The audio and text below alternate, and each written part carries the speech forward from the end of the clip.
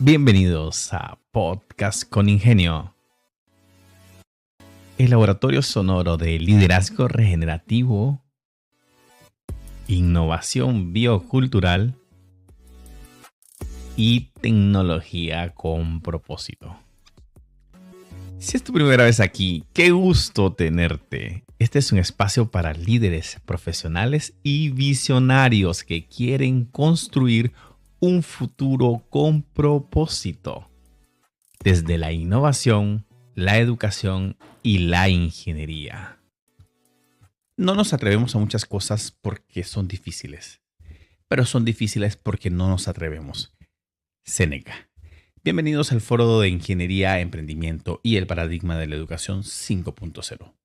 Hoy no venimos solo a escuchar, venimos a cuestionar, a proponer, a atrevernos. La dificultad muestra lo que los hombres son. Epicteto. ¿Qué nos exige hoy la realidad? Que pensemos la educación no como un sistema que entrega títulos, sino como una plataforma que potencia talento, genera impacto y transforma contextos.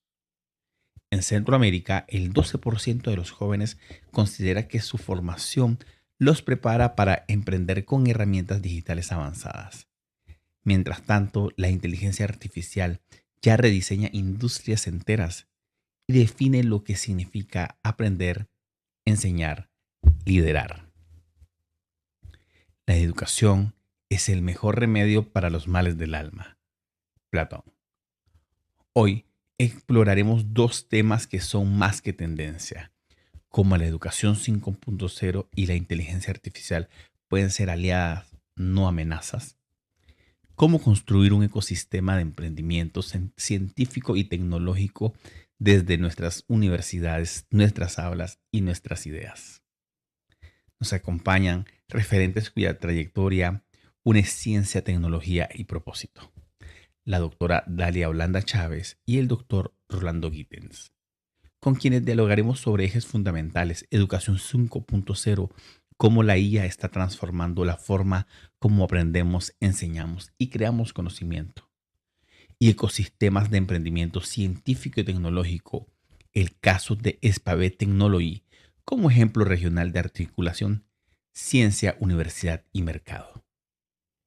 Y en la segunda sesión conoceremos historias reales de emprendimiento con propósito desde Panamá y metodologías para innovar con inteligencia. Esto no es un foro para repetir lo que ya sabemos. Es una invitación a construir lo que aún no nos hemos atrevido a imaginar. La felicidad depende de uno mismo y empieza por educar el pensamiento. Marco Aurelio. Según el CIEC, el 86% de los estudiantes de Latinoamérica utilizan herramientas de inteligencia artificial, pero solo el 42% considera que sus universidades los prepara adecuadamente para el uso ético y estratégico. Tienes poder sobre tu mente, no sobre los eventos externos. Marco Aurelio. La educación 5.0 no se trata solo de tecnologías, sino de visión ética y propósito. Sin más, damos paso a nuestra primera expositora, la doctora Dalia Chávez, doctora en nanotecnología, especialista en estrategias con inteligencia artificial. Bienvenida, doctora Chávez. Hola, buenos días a todos. Un placer estar aquí. Gracias por la invitación. Voy a compartir mi pantalla.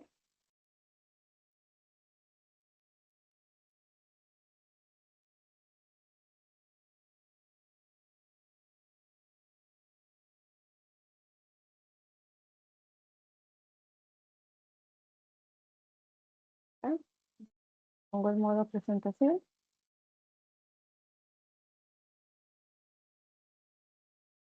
Y bueno, vamos a hablar ahora sobre precisamente lo que es educación 5.0 y cómo la inteligencia artificial puede ser una aliada del aprendizaje.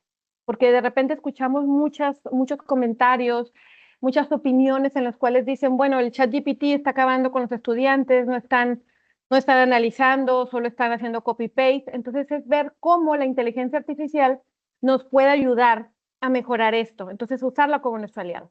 Primero vamos a definir qué es la educación 5.0. Pues bueno, así como surgió hace unos años el término industria 4.0 y después 5.0, en el cual se hablaba de la vinculación con la industria, la sociedad, el gobierno, la academia, y cómo utilizar nuevas tecnologías como impresión 3D, blockchain, entre muchas otras, que ahorita eso ya lo estamos viviendo, básicamente lo de la industria 4.0, pues ahora surge este término de industria de educación 5.0, en el cual nos estamos teniendo un enfoque educativo diferente, basado en usar tecnología avanzada, utilizar la inteligencia artificial, personalizar el aprendizaje y aparte tener valores humanos en los estudiantes. Porque la idea es formar ciudadanos capaces de que puedan tener una ética profesional, una responsabilidad social hasta hacia el siglo XXI, que es lo que queremos, no como estamos diciendo ahora estudiantes que solo están haciendo copy-paste de ChatGPT. Entonces, nuestra labor como docentes está en precisamente darles las herramientas adecuadas para que ellos puedan aprender a usar la tecnología de manera adecuada. Y bueno, ¿de dónde viene el término? Por si no lo habían escuchado antes. Se puede decir que ha habido diferentes revoluciones, así como hubo revolución en la industria y se llamó la revolución industrial y fuimos llegando hasta la 4.0 y la 5.0, pues la educación igual. Se ha transformado mucho, sobre todo en el último siglo. Estamos hablando de que primero estábamos con la educación tradicional, en el cual memorizabas, el maestro era el único que transmitía el conocimiento, muchos profesores eran, escribo en el pizarrón y si no alcanzaste a anotar, pues ya lo borro y lo perdiste. Era una educación dura, difícil. Quizás a algunos nos tocó todavía tener profesores de ese estilo. Después empezó la educación masiva, en el cual la educación ya estaba más estandarizada y estructurada. Y ahí es donde estábamos viendo ya diferentes, las universidades o los colegios, ya con un estándar de cómo los vamos a educar. Precisamente de ahí están surgiendo las acreditadoras y los diferentes comisiones o consejos que son revisores de los colegios y de las universidades. Después entró la parte de las TIC, en el cual empezamos a utilizar la computadora, el internet, multimedia, y lo empezamos a utilizar de una manera más acelerada. Esto pudo haber empezado sobre todo a fines de los 80s, 90s. Me tocó en esa parte cuando empezó el boom de las computadoras, después el boom del internet, pero al final solo se quedaba ahí y fueron herramientas muy importantes que tuvimos en su momento.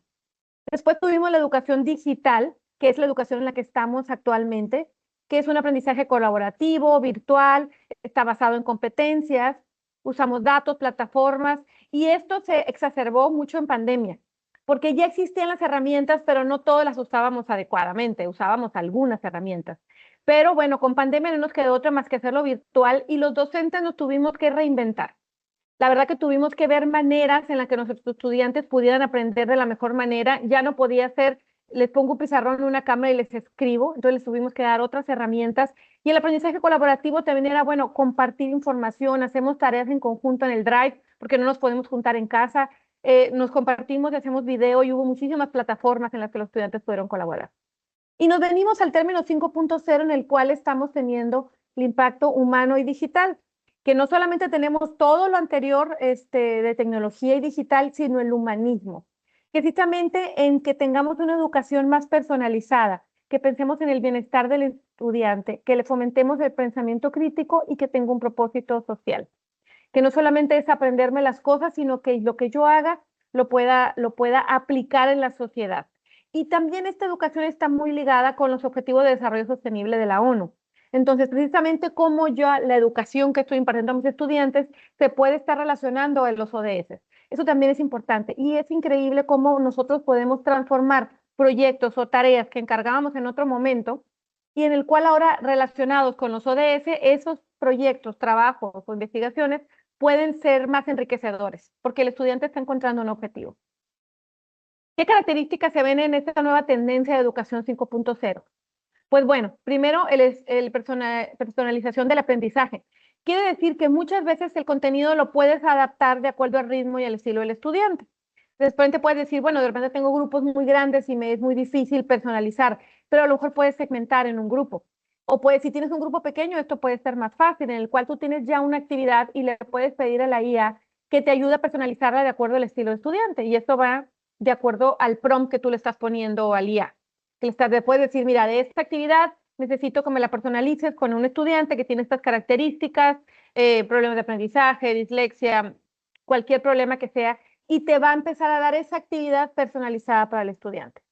algo que era imposible de pensar en nuestro momento, en el momento que nos tocó la educación, o por lo menos en mi caso, era, te lo aprendes porque así es, si te gusta, bueno, y si no, pues también.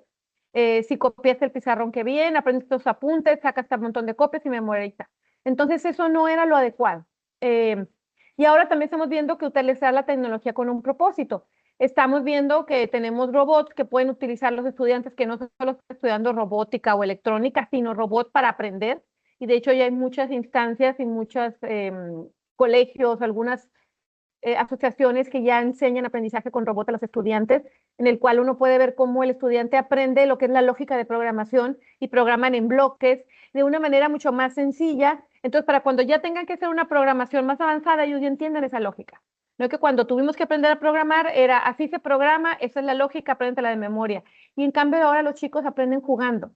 La realidad aumentada que ha ayudado muchísimo para el aprendizaje, para la enseñanza, porque muchas veces hay cosas que no te las puedes imaginar, pero con realidad aumentada, con unos goggles, puedes muchas veces ver las cosas o sentirte inmerso en un ambiente. Muchas plataformas inteligentes que están dando también servicio de aprendizaje más significativo. Y ahorita en un pedazo les voy a poner un pequeño ejemplo de una plataforma nueva que surgió y que está muy interesante para la educación. Énfasis en habilidades humanas. Ahora nos estamos enfocando no solo en que el estudiante memorice o aprenda las cosas, sino que tenga creatividad, que tenga empatía. Y la ética es muy importante. Y la parte del trabajo en equipo. Porque también antes era, es que no me quiere llevar mi mamá a hacer la tarea. O hay mucho tranque si ya es un estudiante más grande y no quiero manejar hasta allá. Bueno, ahora puedes trabajar en equipo a distancia, ¿sí? Entonces hay muchísimas herramientas para utilizar eso. Aprendizaje centrado en el estudiante, como les comenté, precisamente cómo vas a diseñar proyectos para que ellos aprendan y darles programas aplicados más reales, no solo teóricos de los que vienen en los libros. Te puedes basar en cosas que vienen en libros, que son buenísimas, no las estamos demeritando, pero entonces adaptarlas a un contexto más real. Y como les había comentado, la conexión con los objetivos de desarrollo sostenible y la sociedad, que los seres humanos estén conscientes y comprometidos con su entorno. Y bueno, ¿por qué usarla? Primero porque vas a responder a retos importantes de la sobrecarga que tenemos los docentes y que también tienen los estudiantes, que ahorita lo vamos a ver. Muchas veces estamos tan inmersos en que hay que calificar, el estudiante es un número, eh, la cédula o el número de matrícula de acuerdo a las universidades, y ves el montón de números, estoy calificando el 55, 23, 12, ¿no?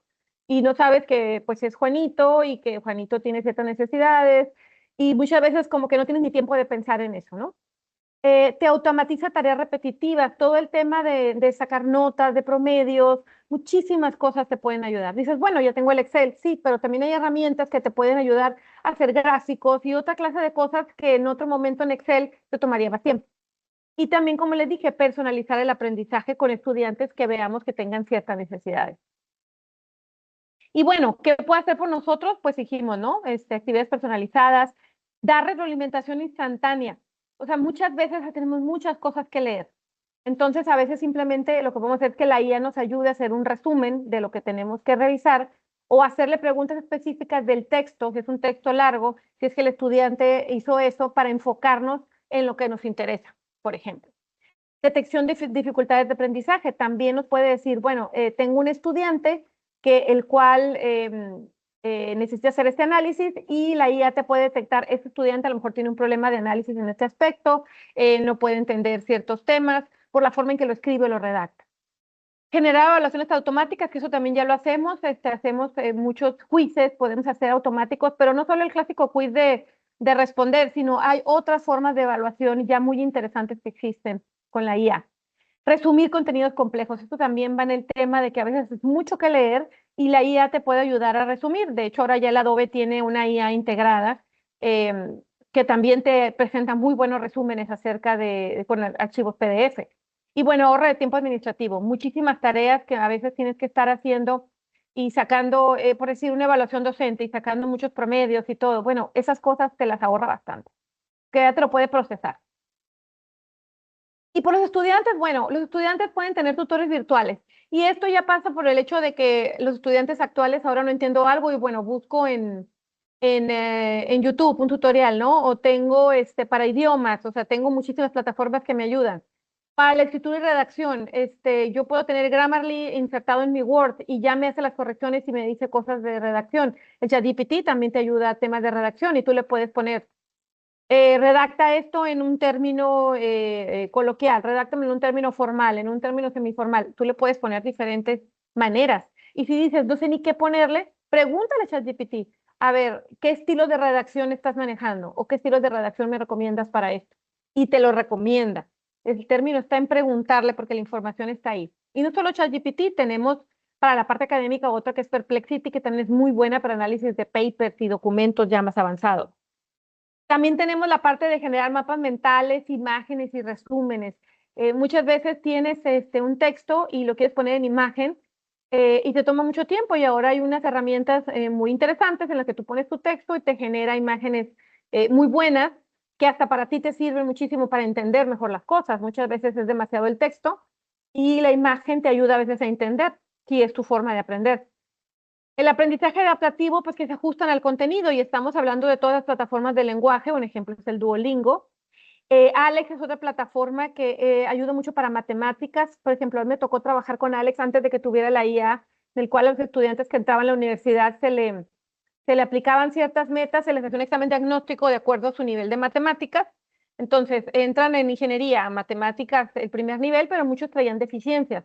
Entonces, después del examen diagnóstico, la profesora hacía esos resultados los metía en Alex y Alex le hacía herramientas adecuadas para cada estudiante. Entonces decía, bueno, este estudiante está en este nivel, necesita hacer estos ejercicios previos para aprender este tema. Entonces era un apoyo muy importante, es un apoyo muy importante para la docente porque dice, bueno, yo los estudiantes que están atrasados, pues obviamente tenían que hacer más ejercicios, muchos se quejaban, ¿no? Ah, es que es más tarea con Alex. No, en realidad los que van bien no tienen que hacer tantos ejercicios con Alex, ¿no? Pero los que necesitaban practicar álgebra o algún otro tema de matemáticas, pues bueno, Alex estaba ahí. Y las simulaciones de realidad aumentada, bueno, esto está importantísimo, los laboratorios virtuales o interactivos.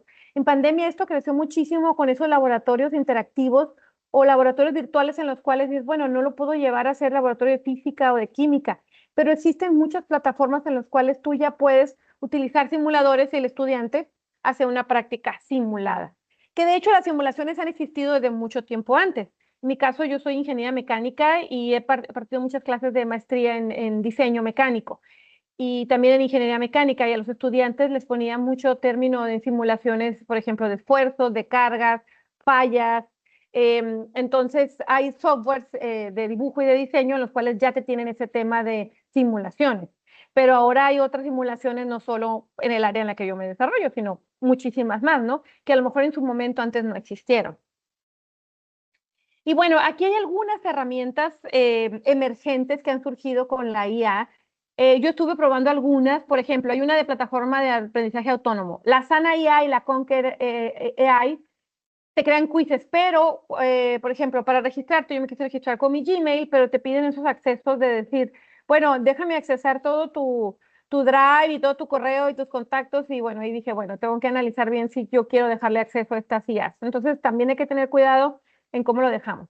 Hay otras, por ejemplo, como Magic School o School AI, en el cuales se pueden crear escenarios para los estudiantes, se pueden crear clases, como un Google Classroom, pero más expandido. Y por ejemplo, la Merlin Mind me llamó mucho la atención porque es un asistente de voz para los docentes que ya tienen los pizarrones inteligentes. Y esa, claro, esa es una herramienta que la venden, incluye un control, pero está muy interesante sobre todo para docentes de nivel primaria y secundaria, el apoyo que pueden tener. Aquí les voy a poner un video corto, de hecho no lo voy a poner completo. Espero que se escuche el audio, me dicen si no se escucha.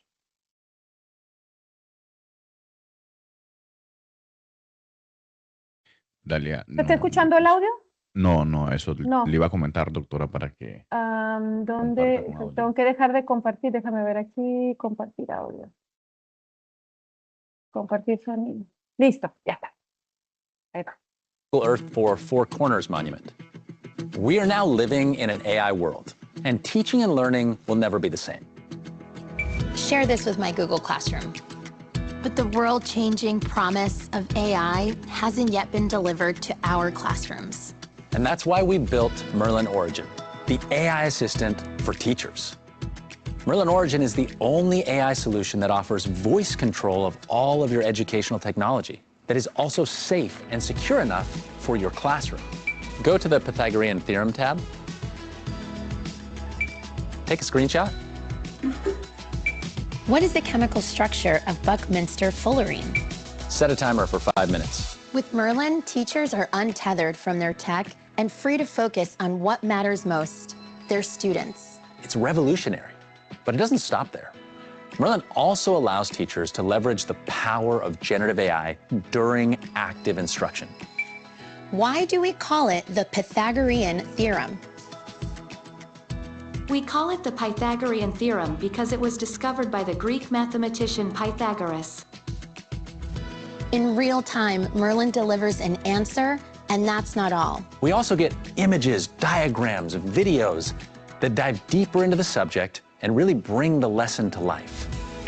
Search my Google Drive for biology lesson. With Merlin Origin, teachers can better connect with students, and everyone can walk away inspired. To learn Bueno, después ya nada how más to se lo bring están Merlin Origin to promocionando, your pero me pareció muy interesante cómo... ay, no me puedo cambiar de... schools and to take advantage of the transformative power of artificial intelligence. No me puedo cambiar se me quedó congelada la imagen, un segundo.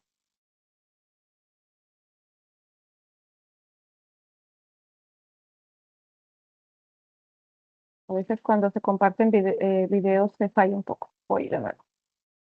Bueno, lo que les comentaba, me llamó mucho la atención la cantidad de herramientas que te puede proporcionar, por ejemplo, esta herramienta.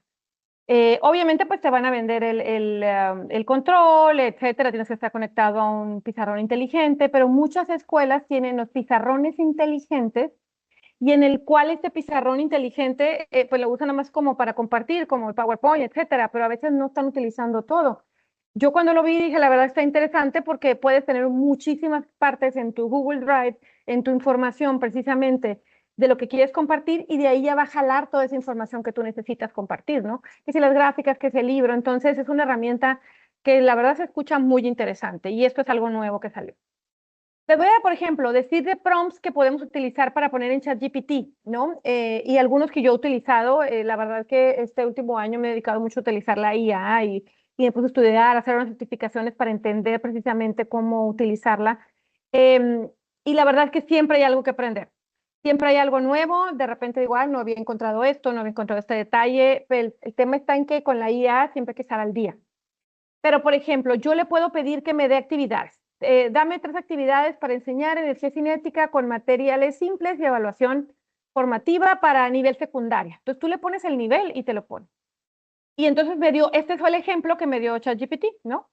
Bueno, el objetivo es comprender la masa y la velocidad afectan la energía cinética, me da los materiales a utilizar, el desarrollo de la práctica y cómo hacer la evaluación formativa. Ahora, esto es una manera general, pero yo lo puedo poner desarrollado. A ver, dame más desarrollada la evaluación formativa y me la puede dar. Entonces, dame una lista de 10 preguntas. Dame la tabla comparativa como quiero mostrarla. Dame una rúbrica sencilla o dame una rúbrica más elaborada. Ahora sí que de la parte esa de evaluación yo todavía lo puedo desarrollar más. Como por ejemplo, ahorita tengo un grupo de maestría en una universidad de México que estoy impartiendo clases. Son estudiantes que están estudiando el tema de materiales para ingeniería. Y entonces tenían que hacer un proyecto utilizando un software de materiales, una base de datos para determinar y analizar si ese material era adecuado. Y tenían que aparte hacer qué pruebas mecánicas necesitaban hacer, etcétera. Muy específico del área de materiales de ingeniería mecánica. Entonces yo ya tenía ciertos proyectos que había encargado en otras ocasiones.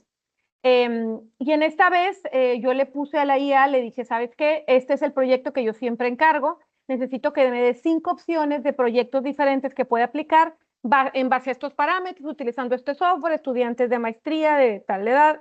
Todo le puse el detalle. Fue un prompt largo. Y me dio 5 actividades muy interesantes, 5 proyectos con la misma estructura del proyecto original que yo ya tenía, pero con otros ejemplos y otras aplicaciones. Me pareció muy interesante y ahora fue lo que apliqué. Entonces ya mis estudiantes tuvieron una variedad de proyectos que podían hacer y no solo era hace este proyecto, sino tienes 5 opciones. Entonces ellos ya escogieron qué proyecto era el que más se adaptaba a lo que ellos querían, porque sobre todo que son estudiantes que ya están trabajando, ¿no? Entonces, cada quien escogió un área, hubo unos que repitieron proyecto, ahora sí que fue libre. Entonces yo les di esa opción de decir, ustedes escojan qué proyecto quieren hacer. Todos eran en rango de trabajo lo mismo y con los mismos parámetros. Entonces eso me ayudó y en vez de yo estar pensando o leyendo en diferentes libros, saber qué ejemplos de otros proyectos puedo hacer, pues simplemente la IA me lo dio. Y si algo no me gusta, le digo, ¿sabes qué? Este proyecto quítalo, cámbialo por algo así, enfócalo en esto y te lo da. Por ejemplo, evaluación personalizada. Esta es una evaluación sencilla. También he hecho quizzes complicados o sencillos en esto. El prompt que pones en ChatGPT es, crea una prueba con 5 preguntas de opción múltiple y una abierta sobre dinámica de Newton. Entonces, este fue un ejemplo de un examen que me dio. Entonces me dio las preguntas de opción múltiple con su respuesta y la pregunta abierta. Pero bueno, esto fue algo sencillo solamente para mostrarlo, pero la complejidad de lo que uno le puede pedir es muy grande. Es importante que el docente siempre verifique todo lo que te da, sobre todo por las preguntas que hace, porque igual también puede ser que te haga preguntas que a lo mejor el tema no lo has visto. Una cosa que ayuda también es subirle. Yo le subo la presentación o le subo un PDF del material que le doy al estudiante y le digo, realízame un quiz de 20 preguntas, unas de opción múltiple, unas de relacionar, que incluya los temas que están aquí y le pongo, no me incluyas ningún otro tema que no venga aquí y me los incluye. Lo reviso y si hay una pregunta que no me gusta, simplemente le digo, elimina la pregunta 5 y 10 y sustitúyelas por otro tema y te lo vuelve a hacer. Entonces, uno puede ir personalizando lo que uno está haciendo y antes, pues estos exámenes yo también los hacía a mano y era la pregunta, ay, ¿qué respuesta le pongo? Una respuesta que se parezca, pero que no sea de verdad. Entonces, el tiempo que invertías era muchísimo y ahora ya no. Ahora solamente tú estás revisando si es adecuado lo que te está poniendo, ¿no? El AI. Si no es, le dices, porque aparte está aprendiendo de ti, esa es la parte del Machine Learning, que está aprendiendo. Entonces tú le dices, esto no está bien, esto sí, esto corrígelo, esto no se pone de esta manera, y va aprendiendo y cada vez te va dando mejores resultados. Y bueno, ya para concluir, ¿qué tendencias futuras? Pues bueno, como dijimos, la IA emocional, reconocer las emociones para apoyar el aprendizaje. Creo que los que hemos sido docentes o los mismos estudiantes que están aquí, muchas veces nos pasa que tenemos algún estudiante que está pasando por problemas y como docente lo notamos. Notamos que está callado, que no participa o que no entrega tareas, que está con problemas, que no está aprendiendo o que está reprobando. Y muchas veces no sabemos cómo tratarlo. Digo, en mi caso, cuando veía estudiantes que veía que estaban mal, pues yo iba con el departamento de psicología y le decía, ¿sabes qué? Tengo el estudiante tal, creo que tiene problemas. Y a veces me decían, ¿sabes qué? Otro profesor también lo reportó, vamos a hablar con él. Entonces ya la psicóloga se encargaba, pero muchas veces como docente era, sí, pero yo en mi aula, ¿qué puedo hacer por él? Entonces ya a veces la psicóloga me decía, bueno, sabes que ese estudiante trae ciertos problemas, por esto, digo, sin decirte los detalles, ¿no? Te lo dice de forma general, por eso trae esto. Pero si yo hubiera tenido en ese momento las herramientas, yo hubiera dicho, ¿cómo le hago para a este estudiante ayudarlo? Y a lo mejor hacerle unas tareas o exámenes personalizados para que él se sintiera apoyado, creo que le hubiera ayudado mejor y no hubiera reprobado la materia. Porque la verdad es que uno sabe que el estudiante tiene problemas, está mal, está reprobando y a la vez dices, bueno, ¿qué puedo hacer? Y muchas veces tú le hablas o le comentas y el estudiante no siempre quiere comentarlo, ¿no? A veces es complicado. Entonces, como docente, a veces tenemos que medir esa línea entre meterte en el problema del estudiante, pero cómo apoyarlo sin meterte más allá. Creo que eso es importante como nosotros ser empáticos con ellos. Ahora también están los gemelos digitales que le llaman el Digital Twin, que básicamente es una réplica que te permite simular, predecir y personalizar experiencias educativas de un estudiante. Tú puedes hacer Digital Twin de tus estudiantes, sobre todo son estudiantes que vas a tener durante un año o un periodo largo en el cual los puedes analizar y la IA te ayuda con esto. El aprendizaje predictivo que va con el tema también de sugerencias de rutas de estudio de acuerdo al perfil del estudiante, en el cual le puede decir, tengo un estudiante que tiene estas características, ¿cuál sería la ruta de estudio más adecuada para él? O ustedes como estudiantes pueden pedirle precisamente. Cuando tienes que estudiar algo, te tienes que sentar a ver, a veces te puedes abrumar y decir, bueno, es que no sé cómo aprenderme tanta información. Entonces uno tiene que empezar a ver y a leer por dónde, ¿no? A veces tienes un docente que te apoya, a veces no. Y con estas rutas de estudio que te pueden sugerir, te puede ayudar y aliviar muchísimo ese estrés de tener que estudiar tanto material y no saber por dónde empezar. La realidad mixta, pues que dijimos, tenemos laboratorios virtuales o también hay nuevas simulaciones históricas interactivas o de anatomía, en el cual un profesor de historia, por ejemplo, puede decir al estudiante en la parte con la realidad aumentada, te vas a meter en la batalla esta importante que sucedió y que el estudiante la pueda vivir en ese momento y entender. Y entonces a lo mejor el profesor ponerle, bueno, identifica los personajes importantes que tuvimos, ¿no? El personaje de que hizo esta batalla, el general tal, el caudillo tal. De esta manera el estudiante viéndolo de manera en vivo lo puede entender mejor que memorizarse todos los nombres y aprenderse todo lo que pasó en esa batalla, por poner un ejemplo. Y la coevaluación automatizada, muchas veces tú le pides al estudiante, evalúa a tus compañeros. Entonces, y bueno, para no quedar mal, le ponen todos 5 a todos, ¿no? A todos, todo perfecto. Pero muchas veces después hace una rúbrica digital en el cual analices el trabajo, analices eso y que la IA te analice si sí fue el estudiante real o no en su coevaluación. Pues también te ayuda en eso. ¿Qué consideraciones éticas? Pues bueno, la IA no sustituye al docente. Eso también se habla ahora. Es que ahora nos van a sustituir con robots. Al final, la IA está siendo programada por humanos. Está agarrando información que hay en redes. Y la información que tú le das es la importante. Tú como docente filtras lo que quieres que haga. Si tú quieres que solamente se base en ciertas cosas que tú le estás dando, tú le das los libros, tú le das la información, o tú le dices el enlace, vas a tener este libro, en este artículo, y la IA lo analiza. Lo ideal es usarlo con propósitos pedagógicos, no con propósitos de dañar a los seres humanos. Cuidar los datos personales también es importante, por eso les comenté de unas plataformas que te están pidiendo como que meterse mucho en tus datos, y yo ahí dije, pensé, creo que no les voy a dar el permiso. También es importante enseñar a los estudiantes y como estudiantes ustedes aprender a referenciar para evitar el plagio, porque luego también pasa que le dicen a ChatGPT, desarróllame este texto y dame referencias, y muchas veces te da referencias falsas. Entonces, ustedes tienen que revisar las referencias, tienen que leer y ver si en la referencia de verdad está diciendo lo que él dijo. Eso es importante entenderlo. Y toda la parte de la conciencia crítica del uso de IA. En mi caso, yo a mis estudiantes les empecé a pedir un contrato de uso ético de IA en el cual ellos se comprometen a utilizarla de forma ética, no utilizar más del 20 o 30% de sus trabajos con IA y diferentes. Fue un contrato que lo vi en un curso que tomé, me gustó y yo le pedí a la IA que me creara un contrato y lo fuimos adaptando, le fui diciendo, no, pues quítale, ponle, hasta que los estudiantes se los puse, se los subí a la plataforma y les dije, necesito que revisen el contrato y lo firmen, ¿no? Entonces, de esta manera ellos se comprometen a hacerlo. Igual puede ser gente que no le haga caso, ¿no? Esto siempre puede pasar. Está en ustedes como docentes o ustedes como estudiantes mantener esa responsabilidad ética.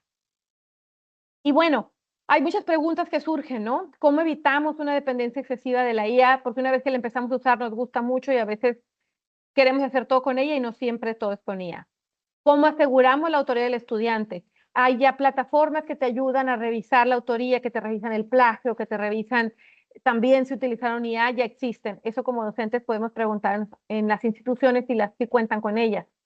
Y bueno, ¿qué se debe enseñar en las escuelas sobre ética digital? Creo que ese es un tema y un área. Generalmente se les enseña en las universidades ética profesional, en los posgrados, pero ética digital está incluida.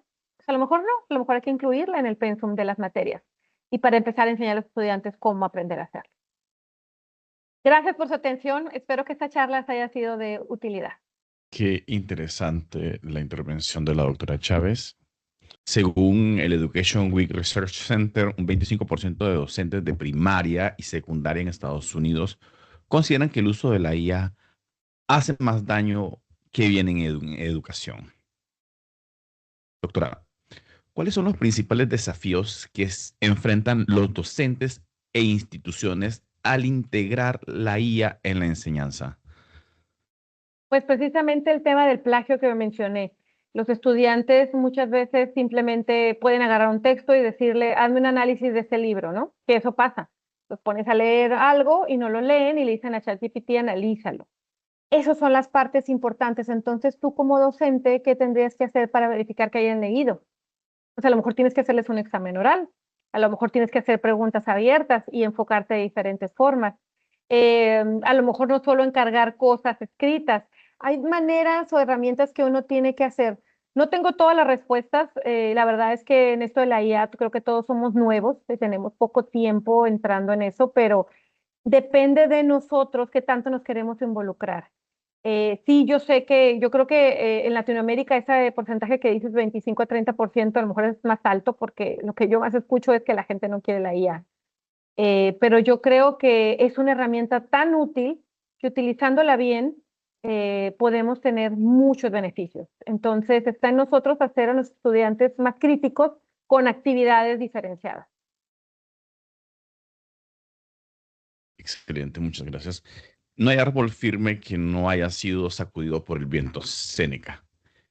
Según un estudio de la Red de Innovación Educativa en Latinoamérica, reveló que solo el 19% de las universidades de Latinoamérica han implementado casos de éxito de IA aplicada al aprendizaje en ingeniería o ciencias aplicadas. Doctora, ¿cómo se diferencia la educación 5.0 del enfoque 4.0? ¿Qué papel debe jugar el estudiante como protagonista?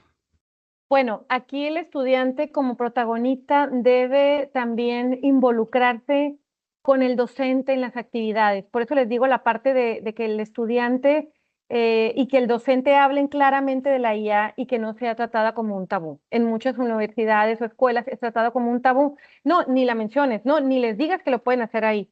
Cuando el estudiante obviamente lleva muy lejos y ya lo hizo los trabajos en ChatGPT o Perplexity o cualquier otra. Entonces, creo que aquí es importante tener esa charla honesta con los estudiantes. Yo sé que van a utilizar IA, yo sé que pasa esto, yo les voy a permitir hasta cierto punto, yo voy a revisar esto, yo quiero este análisis de ustedes. Es una manera de hablarlo claramente y creo que también es educar a nuestros docentes, porque existe ese miedo a que me va a reemplazar y como les comenté, no nos va a reemplazar, siempre tenemos que ser nosotros esta figura crítica y analítica detrás. Entonces, creo que entre más se divulgue esto de la IA, de cómo se puede usar, de cómo puede ser buena, es como vamos a lograr que exista que vaya disminuyendo ese rechazo hacia la IA. Si no es justo, no lo hagas. Si no es verdad, no lo digas. Marco Aurelio. Para el Foro Económico Mundial, la IA permite adaptar el aprendizaje al ritmo del estudiante y ha demostrado mejorar el desempeño en estudiantes con dificultades específicas hasta en un 30%. Doctora Dalia, ¿qué riesgos éticos emergen al integrar la IA en el aula? ¿Cómo equilibramos innovación y responsabilidad? Esa es una pregunta interesante. La verdad que los riesgos éticos siempre van a estar ahí y muchas veces van a depender de la ética y la moral del docente. Sobre todo en si tú quieres personalizar la educación para tu estudiante, tú le tienes que meter información a tu IA de ese estudiante. Entonces es importante que tú estés consciente. Tú le puedes poner ahora a ChatGPT que no quieres, por ejemplo, que esa información, hay una opción para no poner que esa información sea guardada. eh, y entonces de esta manera solamente lo mantienes en un chat, lo puedes privatizar y lo mantienes en un chat en el cual te pone que no lo quiere que lo compartas, porque todo lo que tú le pones puede ser utilizado por otras personas. Entonces existe esa opción. Y con esa opción tú puedes a lo mejor manejar qué información puedes meter del estudiante para poder personalizar, sobre todo con dificultades de aprendizaje. ¿Qué sucede en las universidades ahora? Dices, bueno, es que yo tengo que cumplir con un programa y yo tengo que terminar en 16 semanas, sí o sí. Pero tengo un estudiante que aprende un poco más lento. Entonces dices, bueno, lo que sucede es que cuál es la competencia que quiero desarrollar en el estudiante. Entonces esa competencia yo la voy a desarrollar diferente y a lo mejor el estudiante en particular no va a aprender al ritmo del resto del grupo y a lo mejor no va a poder entregarte todas las tareas, los ejercicios y el mismo examen que hicieron todos los demás. Pero tú tienes que personalizarle a él para que al final cumpla con esa competencia que tú quieres. Y creo que eso como docente está en revisar y hacer tu programación. Claro que muchas veces el docente puede decir, es que no tengo tiempo de hacerlo, pero por eso está la IA para ayudarte, ¿no? En ese aspecto. El obstáculo en el camino es el camino. Marco Aurelio. Se- Según la OECD EdTech, en entornos educativos con IA, la retención de conocimiento mejora un 30% y el engagement sube un 54%. Doctora Chávez, ¿podría compartir un caso real simulado, especialmente en ingeniería, donde la IA haya transformado el aprendizaje? Pues precisamente el caso que les comenté ahorita de los proyectos de los estudiantes. Cuando yo dejé de dejarles un solo proyecto, y esto justo acaba de pasar, porque acaban de exponer en esta semana su proyecto final. Cuando yo les di la opción de que escogieran qué proyectos y todos bajo los mismos parámetros y lineamientos, la verdad es que la calidad de los trabajos que me entregaron, el nivel en que expusieron y todo mejoró muchísimo. Y digo, esto acaba de pasar y creo que sí lo debo documentar, informar a la universidad con la que estoy trabajando, porque me gustó mucho cómo ellos, al sentirse con esa libertad de lo que yo puedo hacer, lograron innovar y sacaron algunos análisis diferentes que ni siquiera les había pedido. Unos hicieron otros análisis y presentaron otras cosas. ¿Por qué? Porque ellos dijeron, este es el proyecto que a mí me gusta. Y cuando ellos escogieron lo que les gustaba, lograron. Entonces, y yo por decir, les di 5 opciones, les puedo haber dado 10 opciones, ¿no? Depende de uno como docente. A veces estamos centrados en querer solamente asignarles esto y así lo aprenden. No, la competencia de esta materia era que aprendieran a utilizar, en mi caso, cómo hacer un análisis de materiales en un diseño mecánico y cómo poder sugerir cambios de los materiales en este diseño, utilizando un software de materiales que te analizaba y te hacía unas gráficas de desempeño. Entonces, esto les sirvió a ellos al saber el área, porque todos trabajan en diferentes áreas, qué escoger, cómo hacerlo, y se notaba que todos habían escogido algo que les gustaba. Entonces, por lo menos en mi caso, sí subió mucho la calidad. Y yo voy a seguir aplicándolo en diferentes clases que tenga que dar, porque la verdad sí es muy interesante. Una vez que lo usamos, creo que por lo menos a mí ya me gustó mucho y los estudiantes se pueden enriquecer mucho más en su aprendizaje. Excelente. Acepta lo que no puedes cambiar, mejora lo que sí puedes. Epicteto. He recibido una pregunta del público, doctora, que dice, ¿considera usted que el uso de la IA podría incidir en la disminución o modificación del esfuerzo personal que los estudiantes dedican a su proceso de aprendizaje? Sí, sí pudiera disminuir. Pero eso es si continuamos los docentes actualmente como estamos enseñando y exigiéndole al estudiante. Si tú sabes que le estás pidiendo al estudiante, hazme un resumen de este artículo y lo va a meter en la IA y la IA se lo va a hacer, claro, el estudiante se le va a tomar 15 minutos hacerlo y a mí como docente, entre que medio lo leo, no aprendió nada.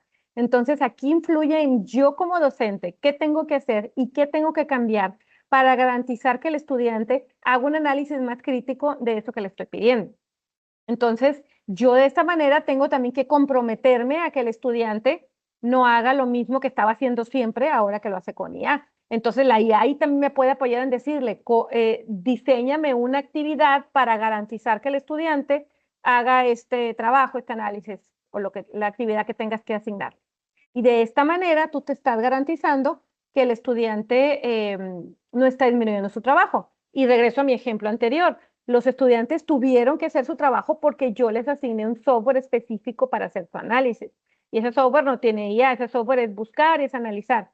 Pero la IA los pudo haber apoyado para parte de la investigación documental, sí. Pero ya el análisis tuvo que ser de otra manera. Entonces, esto no disminuyó la calidad del trabajo, al contrario, la calidad del trabajo aumentó. Pero claro, hubo un esfuerzo también de mi parte que yo tuve que cambiar como docente. Excelente. El talento que no florece en aislamiento, sino en comunidad estructurada. Tengo del público a la profesora María Teresa, que va a hacer una pregunta. Le doy el espacio. Buenos días, Adelante. pues muy interesante su presentación.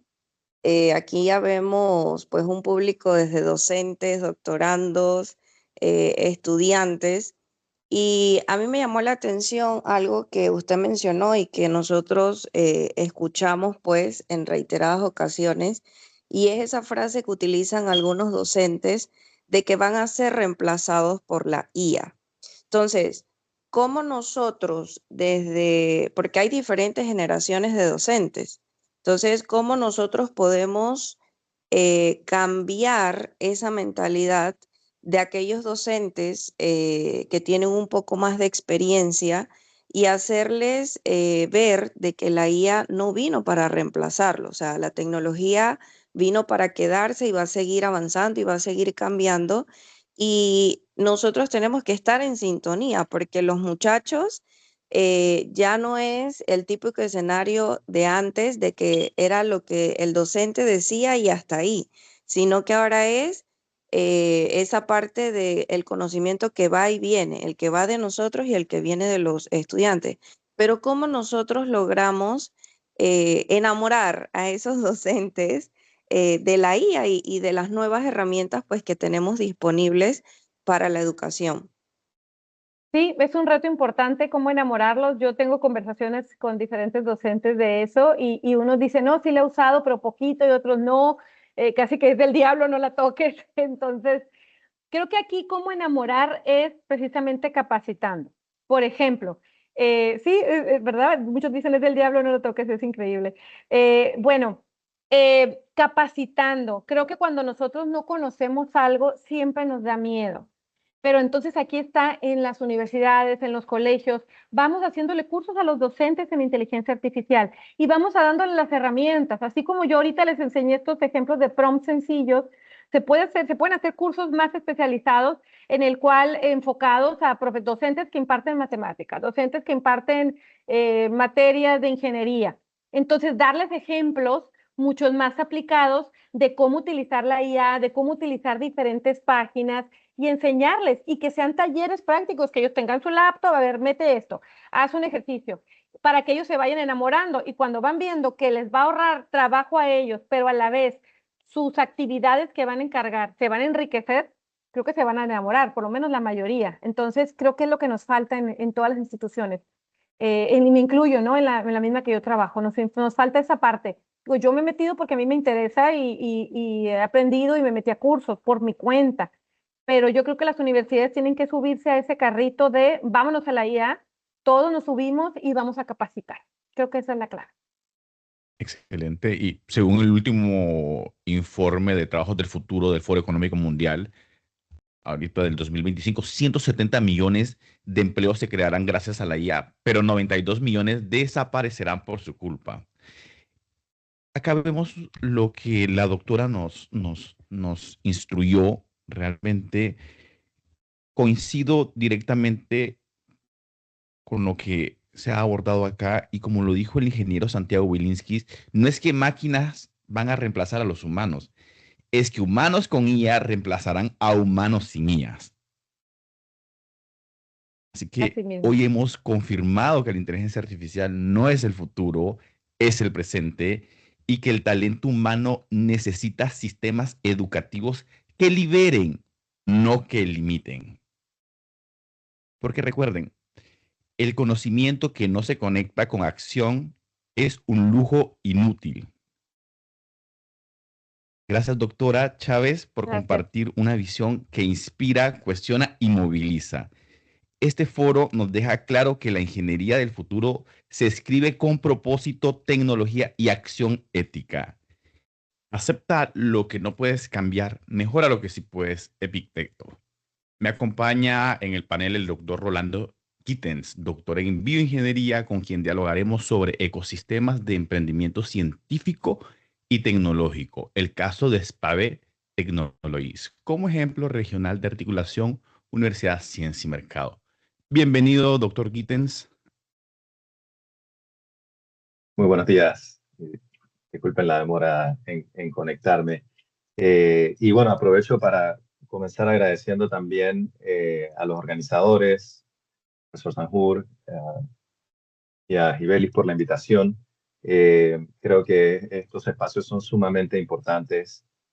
Comenzar a conversar y compartir más. Yo creo que ya hay varios actores en el ecosistema de emprendimiento que están propiciando que se den estas iniciativas y pues lo que queda claro es que hay que ir generando inclusive más. Yo voy a tratar de compartir mi pantalla. Me dicen si pueden ver la presentación.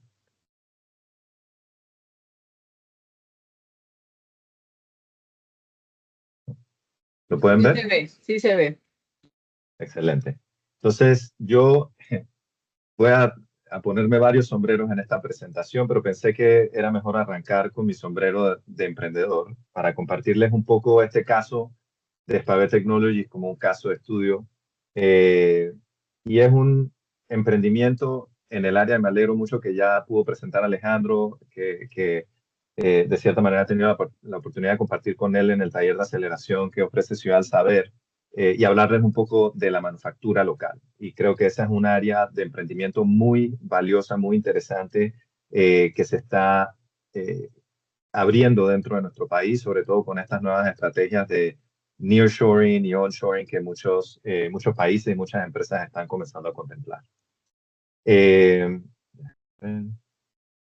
ok, entonces, de manera muy breve, les comento, Espavé es un emprendimiento que surge en lo más duro de la pandemia, eh, en un momento en el que había una escasez global de insumos y dispositivos médicos, y nos tocó a nosotros como país buscar el mecanismo para responder ante este reto. Ahí es cuando desde la comunidad científica y a solicitud y en colaboración con el Ministerio de Salud y el Instituto Conmemorativo Gorgas, se hace la solicitud al INDICASAT AIP, que era el laboratorio nacional donde yo trabajaba, para poder apoyarlos con la manufactura de algunos de estos insumos y dispositivos médicos. Yo tuve el honor y la oportunidad de participar como coordinador técnico de una iniciativa para la manufactura de ventiladores mecánicos de emergencia, que quizás se escuchó un poquito más de eso. Al final logramos terminar con 2 prototipos de ventiladores mecánicos funcionales que validamos en modelos in vivo, en animales, y que gracias a Dios no se necesitaron, pero que estaban listos para responder si fuera el caso. Y ese proyecto, uno de los emprendimientos, o sea, uno de los prototipos fue desarrollado por la Universidad Tecnológica, y sigo pensando que ese es uno de esos proyectos que tiene todo el potencial para seguir desarrollándose como emprendimiento de manufactura local. El otro proyecto en el que me tocó coordinar fue el de manufactura de medios de transporte viral, y eso es lo que hoy en día, en el 2022, pues se convirtió en Espavé Technologies, y bueno, hoy en este momento está en este proceso de aceleración y escalamiento. Entonces, tratando de ponerlos en contexto, lo que vivimos durante la pandemia, lógicamente, fue una crisis que puso al país contra la pared, y que en los 11, 12 años que llevo de vuelta en el país después de terminar mi doctorado, fue una de esas pocas oportunidades en las que sentí que el gobierno se tuvo que ver forzado a empoderar a la comunidad científica, invitarlo a la mesa y ayudar a resolver un problema que estábamos enfrentando. Yo creo que, y lo digo de esa manera no porque el gobierno no se quiera apoyar en la comunidad científica, pero siento que típicamente hay una desconexión entre tanto el gobierno como el sector privado y la academia. Y yo creo que lo que más tenemos que enfocarnos para que podamos potenciar estos temas de emprendimientos con propósito, ¿no? De emprendimientos que realmente atiendan prioridades nacionales, es buscar crear esos puentes para entendernos mejor y ver cómo podemos responder cumpliendo con las expectativas. En nuestro caso, la pandemia fue solamente un gatillo, ¿no? Fue un disparador, pero realmente es un reflejo de problemas que han seguido ocurriendo con otros eventos globales como la guerra entre Rusia y Ucrania, ahora con lo que se está viviendo con los aranceles que está imponiendo Estados Unidos. La realidad es que típicamente el gobierno tiene que pagar porcentajes muy altos por encima del valor real de muchos productos, porque estamos acostumbrados a importar la mayoría de nuestras tecnologías, y en este caso en particular voy a estar enfocándome en tecnologías médicas de salud. Al final, Panamá, bueno, ponemos 70%, yo creo que realmente es más como un 90% de los productos que se usan en el sistema de salud pública son importados. Y uno de los costos más grandes que sufre el sistema con esto son las demoras, ¿verdad? Porque sí, puede que estés trayendo un producto más barato de China, de India o de algún otro lugar, pero típicamente estas entregas demoran en los buenos escenarios 15 días, pero puede durar hasta 30 días, 45 días o hasta 60 días para las entregas de estos productos importados. Eso significa falta o sea, un ecosistema impredecible, con volatilidad y que también termina impactando los costos. Además de eso, ya hay estudios que muestran que la falta de acceso a insumos básicos de salud también tiene un impacto en la mortalidad de nuestra población, y se estima, con los números que tenemos aquí en Panamá, que hasta 450 personas mueren al año por falta de acceso a este tipo de insumos. Nada más para ponerlo en contexto, tenemos campañas globales, y aquí en Panamá también, de cáncer de próstata, cáncer de mama. Al año mueren 320 mujeres por cáncer de mama, o mueren 280 personas por cáncer de próstata. O sea que estos son problemas reales que tenemos que atender. Entonces, estando el país en esa situación de reto global, nosotros realmente habíamos comprado muchos de estos insumos, pero en ese momento de crisis, básicamente países como Estados Unidos, cuando los cargamentos pasaban por sus puertos, ellos los confiscaban y los utilizaban para priorizar su propia población.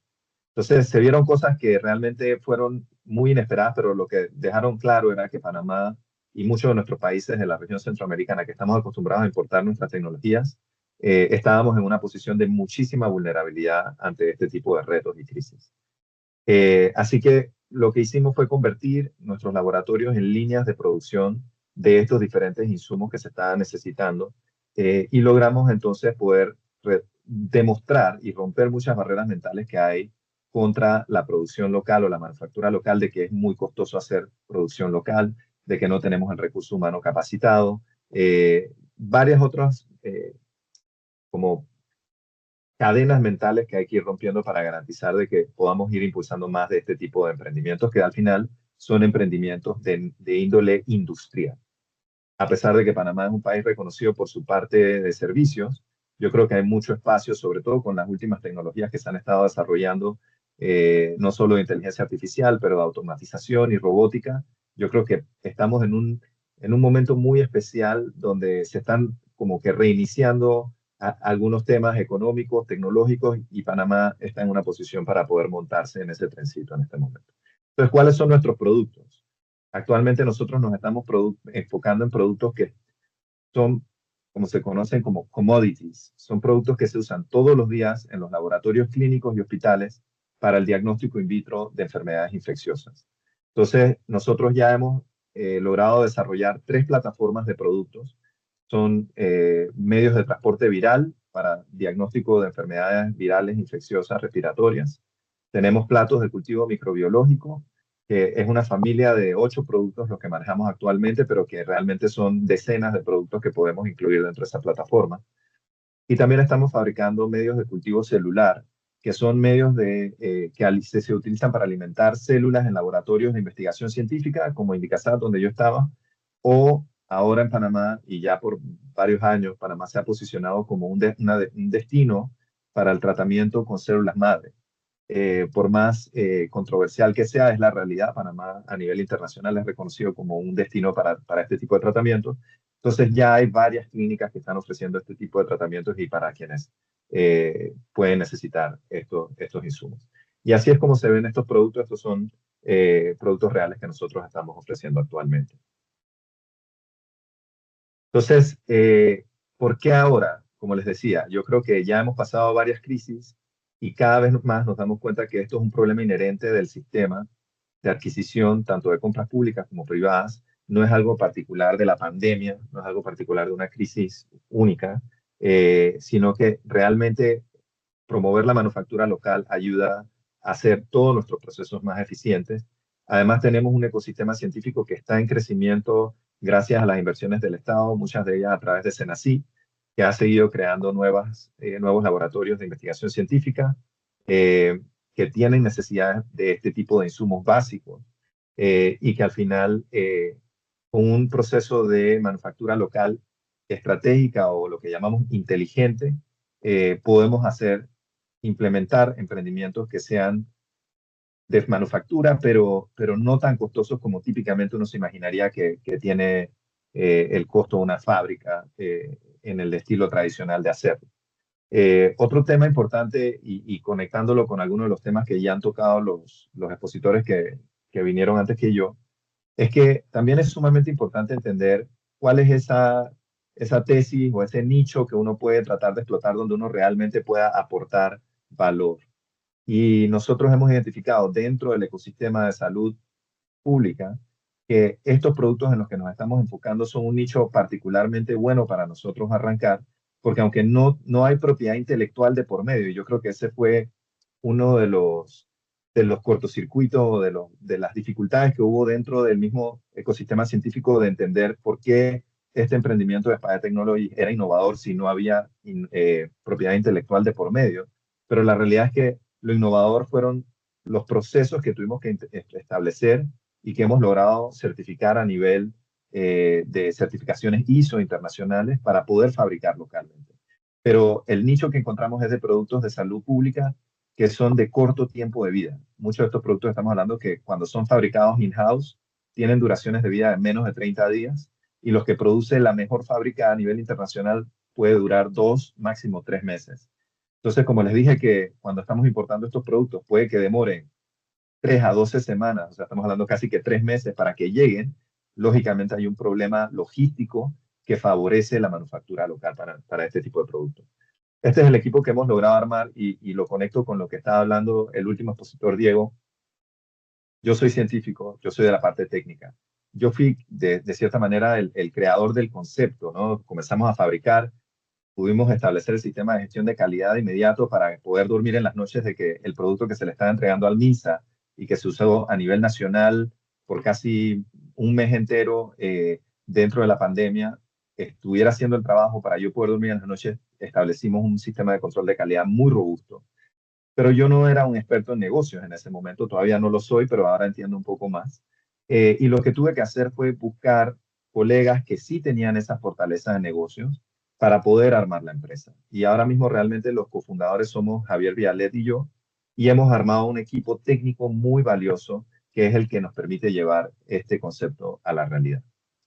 Entonces, yo creo que hay que hacer énfasis en la tarea que a uno le toca hacer como emprendedor, de entender no solo a su cliente, para luego entonces adaptar un producto a cumplir esas necesidades o esas exigencias del cliente, pero también entender el mercado, ¿no? Porque lógicamente uno quiere dedicarse a un emprendimiento que tenga la posibilidad de tener ese impacto económico que uno está buscando por todo el esfuerzo que uno va a tener que dedicarle. En mi caso de nosotros estamos enfocados en laboratorios de diagnóstico clínico, y ese es un mercado total de $1 billón en Panamá, ¿ok? Porque estamos hablando de que dentro de un laboratorio clínico hay muchísimos equipos automatizados, muchísimos insumos que se tienen que comprar. Dentro de esa gama de equipos e insumos, los productos que nosotros estamos fabricando y algunos otros en la parte de insumos de diagnóstico in vitro, acapara un mercado de alrededor de $500 millones. Y específicamente los productos que nosotros tenemos en el catálogo ya hemos identificado que hay un mercado de alrededor de $30 millones, que es al que nosotros quisiéramos aspirar a acaparar. Lo interesante es que, tomando un paso hacia atrás, también es importante entender cuál es el papel que puede jugar nuestro producto en otros segmentos, porque claramente nos hemos enfocado en el sector salud, porque era quizás el que nos abrió las puertas con el tema de la pandemia. Les soy sincero, a la vez nos damos cuenta que entramos quizás en uno de los segmentos más difíciles de emprender, porque es uno de los segmentos más regulados de todo el mundo. En Panamá no es diferente, desde el punto de vista de las licencias que hay que tener de parte del Ministerio de Salud, los registros sanitarios que en nuestro segmento los da el Instituto Conmemorativo Gorgas.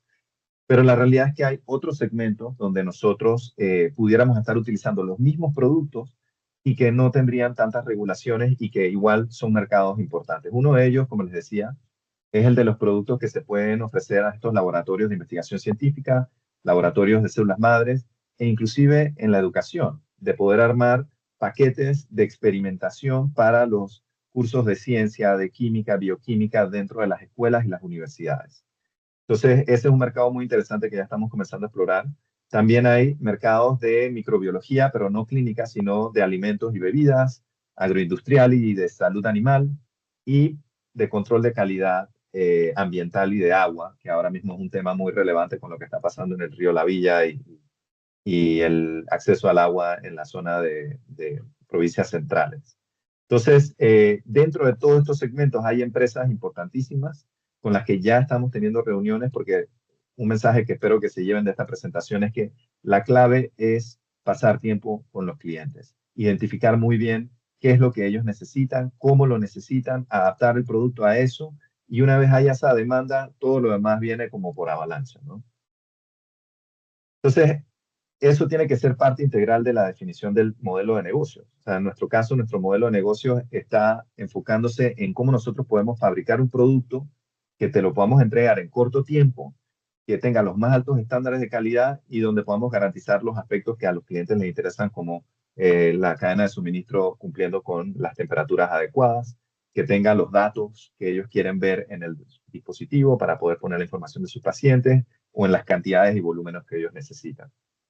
Entonces, nosotros hemos diseñado y apalancando nuestro músculo de investigación y desarrollo, estamos generando un producto que típicamente te lo traen de lejos y el cliente tiene poca incidencia en cómo va a venir ese producto porque nuestro mercado es muy pequeño. Entonces es difícil que una fabricante de China, de Estados Unidos o de Europa atienda las necesidades particulares de uno de nuestros clientes acá en Panamá.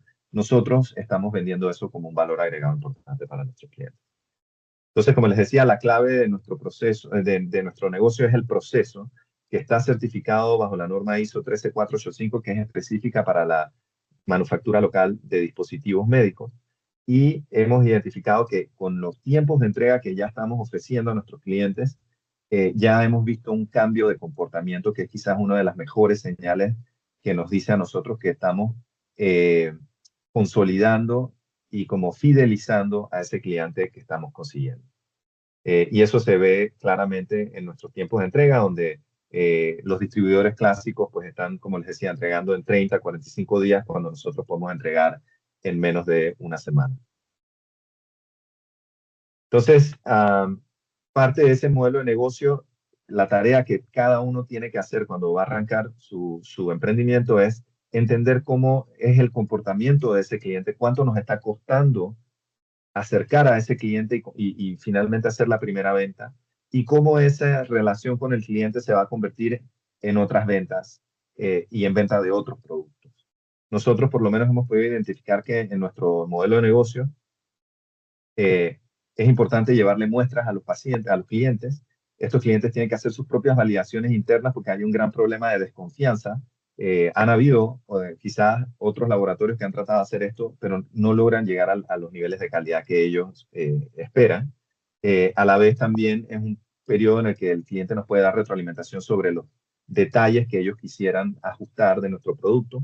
Entonces, una vez que hacemos esos ajustes, podemos hacer una primera venta inicial y dentro de esa venta inicial, entonces nosotros podemos ir ofreciéndole otros productos en nuestro catálogo.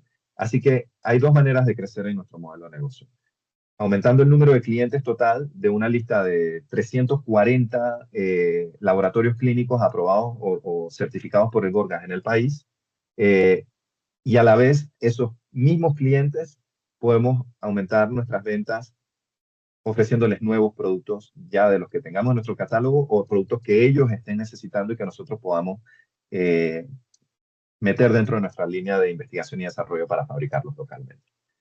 Entonces, hay que hacer una tarea muy importante también identificando quiénes son todos esos clientes a los que nos podemos acercar y cuáles son las particularidades de cada uno de esos clientes. En nuestro caso, nuestro modelo de negocio está enfocado en clientes privados porque son, aunque solo representan el 10 al 15% del mercado, son los que pagan de inmediato, son los que nos dan el día a día, son los que nos ayudan a prender las luces y pagar la planilla.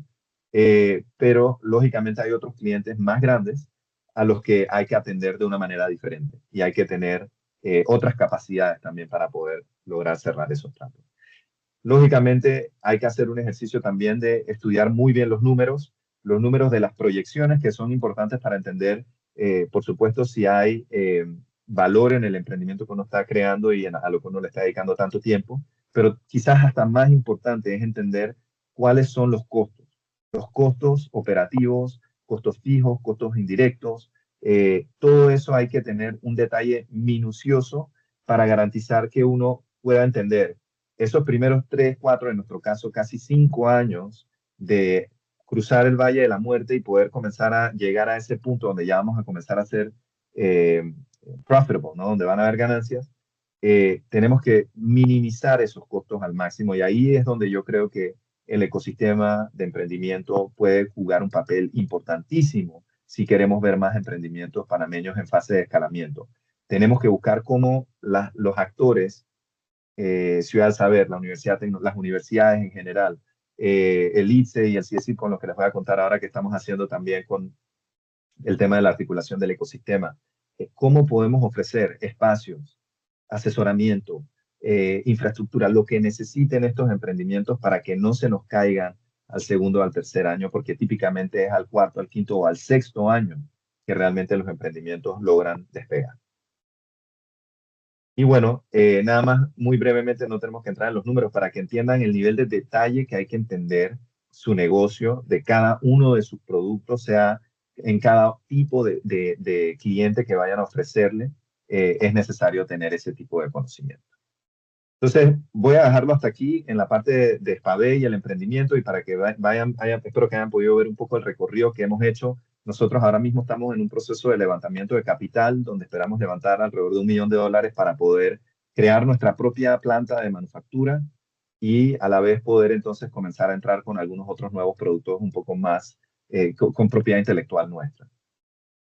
Yo me voy a quitar el sombrero de emprendedor y me voy a poner ahora el sombrero de subgerente de investigación e innovación del ITSE y de director ejecutivo del CIECIT, que es un nuevo centro de investigación que estamos desarrollando dentro del ITSE. Y les voy a contar que en esto último que les estaba diciendo, ¿no? Han habido muchas lecciones aprendidas en este proceso. Una de ellas es que hay muchos emprendimientos o por lo menos proyectos de investigación y desarrollo que ya están llegando a esa etapa de madurez en la que podrían llegar a ser un emprendimiento. Puede ser que ese investigador no tenga las ganas de ser un emprendimiento. Puede ser que sí las tenga, pero no está encontrando el apoyo o el acompañamiento que necesita. Entonces, hay muchas piezas del cuadro que siento que todavía tienen que ser fortalecidas dentro de esa articulación, como les decía, el tema del mismo espacio, infraestructura. Otra es cómo podemos crear ese grupo de potenciales CEOs que sean los que tengan la experiencia en negocios para entender este tipo de oportunidades que se están dando en el ecosistema y poder llevarlas de la mano de la parte técnica a que sean exitosas. Un mensaje que les quiero dejar es que hay muchas maneras de tener ideas de negocios y creo que hay muchas ideas de negocio, pero para poder materializar esas ideas de negocio, lo más importante, pienso yo, es que logremos desarrollar un modelo, un MVP, lo que le dicen, ¿no? El Minimum Viable Product, que les permita a ustedes llevar ese producto prototipo a su cliente y comenzar a recibir retroalimentación.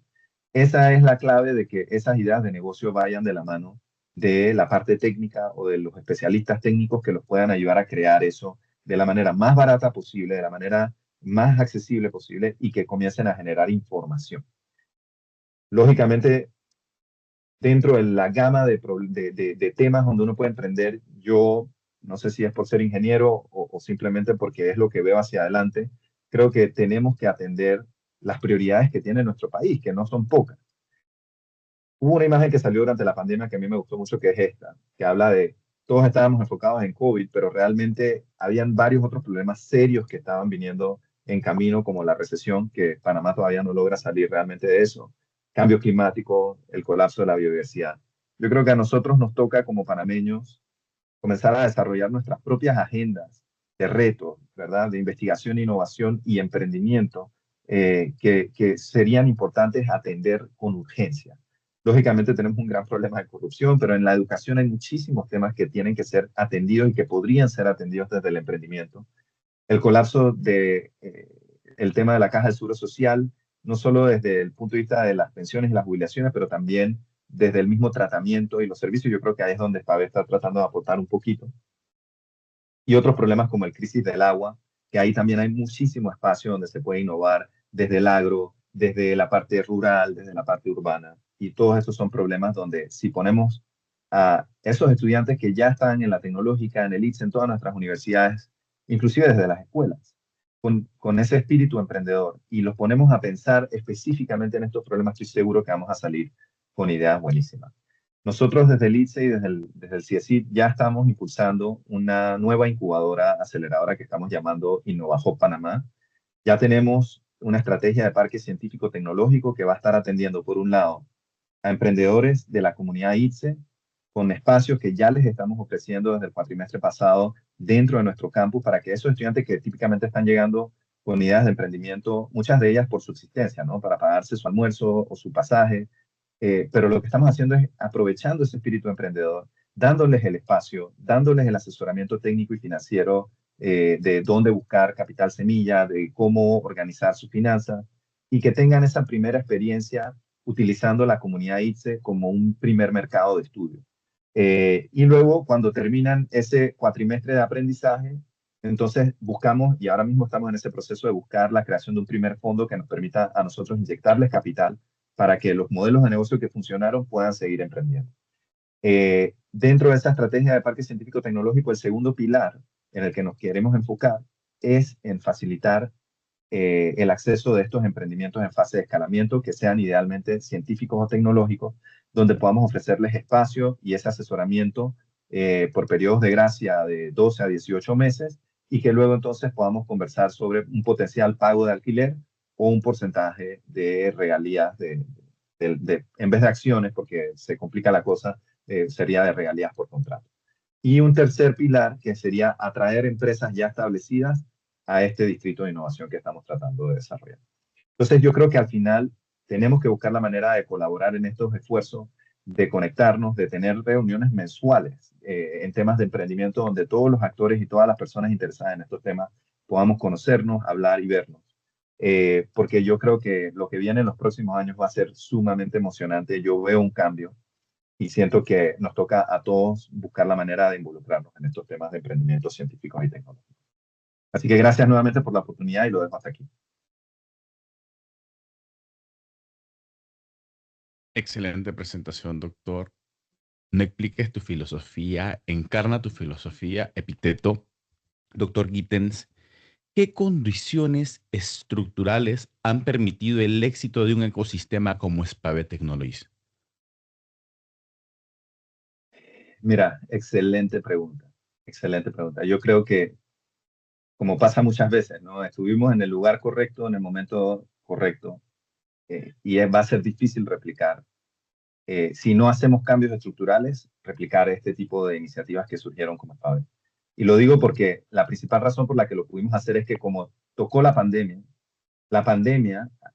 con todo lo malo que trajo y todas las personas queridas que perdimos, y uno de los impactos positivos fue que redujo muchas de las barreras de entrada a este segmento, entre ellas la de las licencias y los registros sanitarios. O sea, nosotros pudimos comenzar a producir este insumo, que es un insumo muy conocido. O sea, por un lado, tengo que reconocer que la inversión del Estado en ciencia, tecnología e innovación es crítica. Nosotros en Indicasat teníamos el recurso humano, los equipos, la infraestructura para poder fabricar esto de manera segura, con alta calidad y de manera muy rápida. Entonces, esa inversión ya realizada por el Estado era importantísima. La otra fue la reducción de las barreras que una vez que los fabricamos y los validamos, pudimos comenzar a ofrecérselos al MINSA y a los laboratorios clínicos casi de inmediato. Entonces, algo que me queda claro a mí es que nosotros vamos a tener que, por un lado, crear esta especie, en FinTech lo conocen muy bien, el término de sandbox, ¿ok? Que son estas áreas o espacios seguros para que los emprendedores tengan acceso a algunos datos, algunos APIs para poder comenzar a generar estos productos financieros, estas tecnologías financieras que puedan ser validadas y entonces liberadas en el mercado. Algo así vamos a tener que desarrollar para el área de salud y el área biotecnológica, porque al final se pueden desarrollar muchas soluciones de mucho impacto, pero necesitamos a una caja de seguro social, a un MINSA o a laboratorios privados, dando esa primera validación de confianza para entonces poder comenzar a ganar ese momento. Excelente. El talento no florece en aislamiento, sino en comunidad estructurada. Doctor, ¿qué estrategias concretas han sido clave para vincular talento joven con oportunidades reales? Sí, yo en ese punto te diría que al final tenemos que volver a asegurarnos de que los emprendimientos estén surgiendo desde nuestras universidades y desde nuestras instituciones académicas. Esas son las principales fuentes de talento que tenemos en el país y eso significa que vamos a tener que introducir dentro de nuestros propios cursos, dentro de nuestras propias carreras, temas asociados a emprendimiento. O sea, yo tuve la suerte, en mi licenciatura en la tecnológica, yo hice ingeniería eléctrica electrónica, yo realmente no estuve expuesto al tema de emprendimiento. En mi doctorado en Georgia Tech, con una beca de Senasí, sí pude conocer un poco más de cerca qué eran estos temas de emprendimiento, participé en competencias de pitch, y eso me abrió el interés en algún momento querer meterme a hacer algo de esta naturaleza. Ahora que estoy en el ITSE, por ejemplo, en el ITSE nosotros tenemos un curso que es transversal para todas las carreras, que se llama Iniciativas Emprendedoras. Todos nuestros estudiantes están siendo expuestos a estos temas de emprendimiento, a cómo desarrollar un plan de negocios y, como te digo, y conectarlos de inmediato con estas oportunidades que estamos comenzando a generar el concurso que llamamos Emprende Space, que es el que les da los espacios para que ellos puedan traer sus emprendimientos y ponerlos en un lugar más formal y ayudarlos a formalizarse. Entonces yo creo que todas nuestras universidades deberían poder buscar la manera de implementar estos temas de emprendimiento desde el currículo, porque si no lo estamos enseñando, no lo vamos a hacer. Adicional a eso, yo creo que también me doy cuenta que tenemos que confiar en nuestra juventud, porque muchas veces me he encontrado que esto debe ser una realidad no solo en Panamá, es una realidad para todos los emprendedores de que nadie te cree, ni los inversionistas, ni tus colegas, muchas veces ni tu familia te cree que tienes una idea valiosa hasta que no la vean generando plata, ¿no? Nosotros en el área académica no nos podemos dar ese lujo de no creer en las ideas, ¿verdad? Porque esto es un juego de números. Entonces, mientras más ideas logremos materializar en MVPs y logremos generar datos de que si funciona o no funciona, bueno, lo que no funciona está bien, es parte del proceso. Pero hoy por hoy yo te puedo decir que cuando salimos con esta idea del negocio para Spavé, yo tenía colegas míos que me decían, dije, ya deja de hacer eso y enfócate en tus papers de vuelta. ¿Hasta cuándo vas a estar gastando tu tiempo en eso? ¿Verdad? Esa es un poco la cultura que tenemos de que al final del día eso es para otra gente, no es de la academia. O lo que tenemos que hacer como científicos es publicar el último paper en Science. Y yo creo que sí, hay que hacer eso también, pero no podemos obviar o dejar por un lado que la única, o no la única, pero una de las maneras más efectivas que vamos a tener para resolver muchos de los problemas que tenemos en el país va a ser a través del emprendimiento. Excelente reflexión, va ligada con lo que decía Marco Aurelio. Haz siempre lo correcto, lo demás no importa. En esa misma línea, doctor Gittens, desde su experiencia y ya que abordó el tema de las instituciones educativas en estos ecosistemas, no podemos dejar por fuera la responsabilidad que deben de tener tanto docentes como estudiantes. ¿Cuál es esa responsabilidad que usted considera core o clave tanto para docentes como estudiantes? Mira, yo ahí te diría que una de las actitudes que considero que es muy importante es que todos, no solo los que estén emprendiendo, pero los que estemos alrededor apoyando a estos emprendedores, tengamos una mentalidad abierta al error. Yo creo que en la comunidad científica eso es como inherente en teoría, porque el 70-80% de las cosas que hacemos en investigación científica van a salir mal. Y de eso es que aprendemos y podemos seguir innovando. Así que en ese sentido yo creo que por eso es que yo digo, soy científico y en eso es en lo que espero poder enfocarme y apoyar, ¿no? El emprendimiento científico y tecnológico. Hay muchas características de los científicos y científicas que están muy alineadas con los emprendedores y emprendimientos. Así que yo te diría que eso, por un lado, promover a que le quitemos el miedo a equivocarnos. Y por el otro lado, que no castiguemos esos errores, porque también hay una estadística muy interesante a nivel global, que es que uno de los indicadores más importantes para saber si un emprendimiento va a ser exitoso es si el fundador o el CEO ha tenido un emprendimiento fallido anteriormente. ¿Okay? Si ya fallaste una vez, es más probable que seas exitoso en la siguiente. Entonces, acá en Panamá, culturalmente, yo creo que todavía castigamos mucho el error al punto donde, en vez de eso, pues de darle la segunda oportunidad para que sea exitoso, decirme que no, ya no vamos por ahí porque eso no funcionó. Y ahí perdemos muchas oportunidades. Excelente, doctor, gracias. Esto coincide directamente con el lema es mi bandera: investiga para innovar, innova para emprender. Directamente agradezco sus palabras, su exposición. No sé si del público hay alguna pregunta.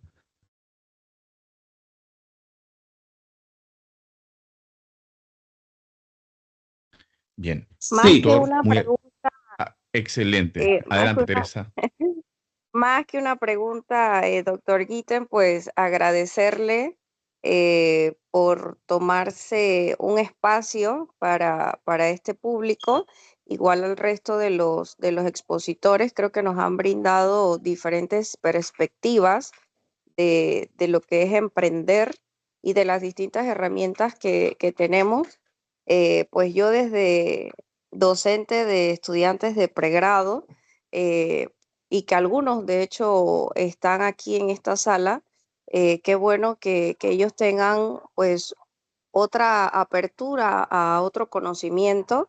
Y nada, pues déjeme decirle que yo me llevo el contacto porque definitivamente que esto le sirve mucho a nuestros estudiantes y también a nosotros pues a nivel de doctorado para irnos preparando. Así que pues agradecida y al resto de los expositores también. Gracias, doctor. Nos acercamos al final de este espacio que más que un foro ha sido una plataforma de ideas, colaboración y visión compartida. Hoy hemos explorado el corazón de uno de los desafíos más urgentes y emocionantes de nuestra región: cómo reimaginarnos la ingeniería, el emprendimiento y la educación en la era de la inteligencia artificial. Gracias a nuestros panelistas de ambas sesiones por su sabiduría, experiencia y generosidad intelectual. A la doctora Dalia Chávez por demostrarnos cómo la IA puede humanizar el aprendizaje si se le integra con visión. Al doctor Rolando Gittens por inspirarnos con un modelo real de articulación entre ciencia, universidad y mercado. Al magíster Alejandro Fasquel por compartir la dimensión social vivencial del emprendimiento con propósito. Al magíster Diego Duque por brindarnos herramientas y metodologías para transformar ideas en innovaciones tangibles. Agradezco profundamente a todos los participantes de este foro. Quiero agradecer también a quienes han hecho posible este evento desde la planificación, la logística y la facilitación técnica. Gracias al equipo de trabajo: Marjorie Quintero, Gilberto Molinar, Rigoberto Cruz, Juan Aranda, Teresa Quirós, Isaías Sanjur y a mi persona, Freddy Díaz, quienes hemos tenido el honor de moderar este foro para ustedes. Cierro con una convicción que nos debe de acompañar después de este encuentro. El verdadero límite no está en lo que enfrentamos, sino en cómo decidimos actuar frente a ello, con claridad, propósito y convicción. Nuevamente, muchas gracias. Sigamos construyendo el futuro desde hoy.